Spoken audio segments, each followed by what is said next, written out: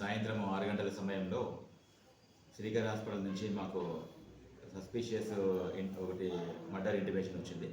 దాన్ని బేస్ చేసుకొని మా టీమ్స్ అక్కడికి వెళ్ళి విచారించగా సందీప్ అని చెప్పేసి ఏజ్ 38 ఇయర్స్, లాస్ట్ 8 months నుంచి మన దగ్గర రాఫా రీహాబిలిటేషన్ సెంటర్ అని చెప్పేసి నాగార్జున ఎంక్లేవ్లో ఉంది. అక్కడ ట్రైనింగ్ అంటే మెంటల్లీ అన్సౌండ్ పర్సన్ ట్రీట్మెంట్ తీసుకుంటున్నట్లు మాకు ఇన్ఫర్మేషన్ వచ్చింది.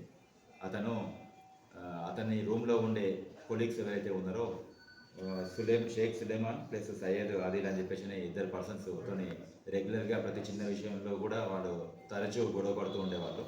నిన్న మధ్యాహ్నం 3 గంటల సమయంలో మన సందీప్ ఒకడుందని చూసుకొని అతని కిచెన్ పక్కనే ఉన్న బాల్కనీలోకి తీసుకెళ్ళి ఇద్దరు కూడా ప్లాన్తోని అతని ఆ బాల్కనీలో ఉన్న ఒక కట్టెతో సహాయంతో అతని మొహంపై ప్లస్ అతని దగ్గర ఉన్న నేల్ కట్టెలతో కూర్చోడం జరిగింది. అటాక్ చేయడంతో అతను అక్కడే చనిపోవడం.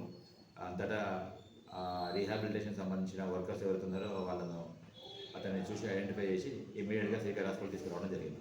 డాక్టర్స్ బ్రాడెడ్గా నిర్ధారించడం జరిగింది. ఫర్దర్గా డెడ్ బాడీని గాంధీ షిఫ్ట్ చేయడం జరిగింది.